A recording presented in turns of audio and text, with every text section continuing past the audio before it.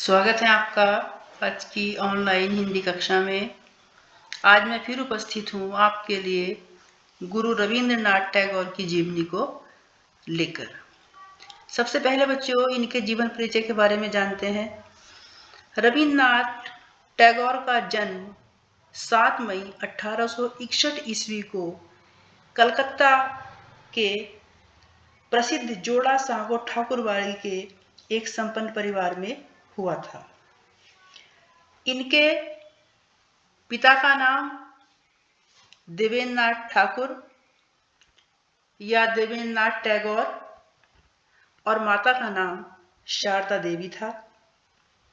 इनकी प्रारंभिक शिक्षा दीक्षा घर पर हुई। उसके पश्चात इन्हें कलकत्ता के प्रतिष्ठित सेंट जेवियर स्कूल में दाखिला दिलाया। 11 वर्ष की उम्र में उपनयन संस्कार के बाद ये अपने पिता देवेंद्रनाथ के साथ हिमालय की यात्रा पर चले गए। बचपन में इनका मन पढ़ाई में नहीं लगता था, इसलिए इनके पिता इन्हें हिमालय यात्रा पर ले गए, जहां प्रकृति के सानिध्य में इन्होंने पढ़ना लिखना सीखा। इनके पिता जाने माने समाज सुधारक थे।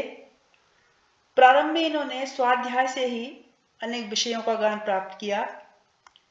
बड़े होकर वो रविंद्रनाथ टैगोर को एक बैरिस्टर बनाना चाहते थे, इसलिए इनके पिता ने 1878 ईस्वी में इन्हें लंदन भेजा, परंतु सन 1880 ईस्वी में ये बिना कानून की डिग्री लिए ही वापिस भारत लौट आए। वहां इन्होंने अंग्रेजी साहित्य का अध्ययन करते हुए पश्चिमी संगीत सीखा। इंग्लैंड से वापस लौटकर इन्होंने साहित्य के क्षेत्र में प्रवेश किया। 1883 में मृणालिनी देवी के साथ उनका विवाह हुआ। 7 अगस्त 1941 को रविंद्रनाथ टैगोर का निधन हुआ।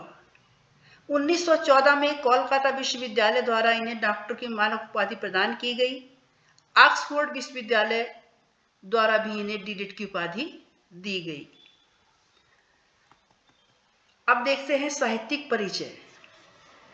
प्रथम नोबेल पुरस्कार प्राप्त रविंद्रनाथ टैगोर हमारे देश के एक प्रसिद्ध कवि, देशभक्त तथा दार्शनिक थे। ये बहुमुखी प्रतिभा के धनी थे। इन्होंने कहानी, उपन्यास, नाटक तथा कविताओं की रचना की और अपनी स्वयं की कविताओं के लिए अत्यंत कर्णप्रिय संगीत का भी इन्होंने सृजन किया। ये हिंदुस्तानी शास्त्रीय संगीत की ठुमरी शैली से प्रभावित थे। ये हमारे देश के एक महान चित्रकार तथा शिक्षाविद थे। 1901 ईस्वी में इन्होंने शांति निकेतन में एक ललित कला स्कूल की स्थापना की, जिसने कालांतर में विश्व भारती का रूप ग्रहण किया। यह विश्वविद्यालय इतना प्रसिद्ध है कि आज भी यदि कोई व्यक्ति वहां घूमने जाता है तो विश्व भारती को अवश्य देखने का प्रयास करता है। यह एक ऐसा विश्वविद्यालय रहा जिसमें सारे विश्व की रुचियों तथा महान आदर्शों को स्थान मिला तथा भिन्न भिन्न सभ्यताओं एवं परंपराओं के व्यक्तियों को साथ जीवन यापन करने की शिक्षा प्राप्त हो सकी। रविंद्रनाथ टैगोर ने सर्वप्रथम अपनी मातृभाषा बंगला में अपनी कृतियों की रचना की, क्योंकि रविंद्रनाथ टैगोर मूलतः बंगाली थे। इसलिए उन्होंने बंगाली भाषा को आधार बनाकर साहित्य सृजन किया है और वास्तव में बंगाली भाषा के संस्करण की जो उत्पत्ति का श्रेय है वो टैगोर को दिया जाता है। 1913 ईस्वी में इन्हें नोबेल पुरस्कार दिया गया। जो इनकी अमर कृति गीतांजलि के लिए दिया गया। गीतांजलि का अर्थ होता है गीतों की अंजलि अथवा गीतों की भेंट। यह रचना इनकी कविताओं का मुक्त काव्य में अनुवाद है, जो स्वयं टैगोर ने मौलिक बंगला से किया, और यह प्रसिद्ध आयरिश कवि W.B. येट्स के प्रार्थना के साथ प्रकाशित हुई। यह रचना भक्ति गीतों की है, उन प्रार्थनाओं का संकलन है जो टैगोर ने परमपिता परमेश्वर के प्रति अर्पित की थी। बच्चों, रविंद्रनाथ टैगोर एकमात्र कवि हैं जिनकी जो रचनाएं हैं वो 2 देशों का राष्ट्रगान बनी। भारत का राष्ट्रगान जन गण मन उनकी गीतांजलि का अंश है, और बांग्लादेश का राष्ट्रीय गान आमार सोनार बांग्ला इन्हीं की रचना है। ब्रिटिश सरकार द्वारा टैगोर को सर की उपाधि से सम्मानित किया गया, परंतु इन्होंने 1919 ईस्वी में जलियांवाला नरसंहार के प्रतिकार स्वरूप, विरोध स्वरूप इस सम्मान का परित्याग कर दिया। टैगोर की कविता गहन धार्मिक भावना, देशभक्ति और अपने देशवासियों के प्रति प्रेम से ओतप्रोत है।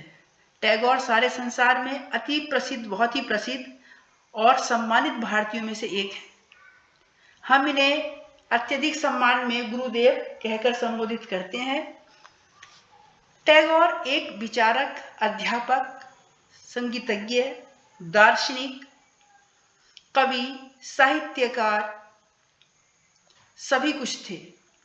इन्होंने अपने स्वयं के गीतों को संगीत दिया, उनका गायन भी किया और अपने अनेक रंगकर्मी शिष्यों को शिक्षित करने के साथ साथ अपने नाटकों में भी अभिनय किया। आज के संगीत जगत में इनके रविंद्र संगीत को अद्वितीय स्थान प्राप्त है। टैगोर एक गहरे धार्मिक व्यक्ति थे, लेकिन बच्चों अपने धर्म को मानव का धर्म के नाम से वर्णित करना वो पसंद करते थे। टैगोर पूर्ण स्वतंत्रता के प्रेमी थे। इन्होंने अपने शिष्यों के मस्तिष्क में सच्चाई का भाव भरा। प्रकृति, संगीत, कविता के निकट संपर्क के माध्यम से इन्होंने स्वयं अपनी तथा अपने शिष्यों की कल्पना शक्ति को सौंदर्य, अच्छाई और विस्तृत सहानुभूति के प्रति जगाया। अब हम देखते हैं रविंद्रनाथ टैगोर की रचनाएं। सबसे पहले है कविताएं। उनकी कविताएं हैं दूज का चांद, भारत का राष्ट्रगान जन गण मन, जिसे हम अपनी प्रार्थना के पश्चात अपने विद्यालय में रोज ही गाते हैं। फिर है बागबान, मानसी, सोनार तारी, गीतांजलि, गीतिमय, बलक, पत्रपुट, क्षणिका, चित्रा आदि। फिर है कहानी। कहानी है हंगरी स्टोन्स, काबुलीवाला इनकी बहुत ही चर्चित कहानी रही। माई लॉर्ड, दी बेबी, नयन जोड़ के बाबू, भिखारिन, जिंदा अथवा मुर्दा, अनधिकार प्रवेश, घर वापसी, मास्टर साहब और पोस्ट मास्टर। बच्चों, यहाँ जो गीतांजलि इनकी कविता है, इसके लिए इन्हें 1913 में नोबेल पुरस्कार प्रदान किया गया था। अब है इनके उपन्यास। उपन्यास है गोरा, नाव दुर्घटना, the home and the world, आंख की किरकिरी, राजर्षि चोखेर वाली। नाटक हैं पोस्ट ऑफिस, बलिदान, प्रकृति का प्रतिशोध, मुक्त धारा, नातिर पूजा, चांडालिका, फाल्गुनी, वाल्मीकि प्रतिभा, राजा और रानी, रुद्रचंड, विसर्जन, चित्रांगदा। आत्मजीवन चरित है मेरे बचपन के दिन।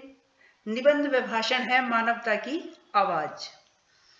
भाषा शैली। बच्चों, रविंद्रनाथ टैगोर जो हैं मूलतः बंगाली थे, इसलिए उन्होंने बंगाली भाषा को आधार बनाकर साहित्य सृजन किया। इनकी भाषा सहज, प्रभावपूर्ण एवं प्रभावशाली है। ये अनेक भाषाओं के ज्ञाता थे, इसीलिए इनकी रचनाओं में कई भाषाओं के शब्द मिलते हैं। विषय और प्रसंग के अनुरूप इन्होंने परिचयात्मक, विवेचनात्मक, आत्मकथात्मक और निबंधात्मक आदि शैलियां अपनाई हैं। बंगाली के साथ साथ उन्होंने अंग्रेजी भाषा में भी साहित्य सृजन किया है। उन्होंने कुछ पुस्तकों का अंग्रेजी में अनुवाद भी किया है। अंग्रेजी अनुवाद के बाद उनकी प्रतिभा पूरे विश्व में फैली है। धन्यवाद।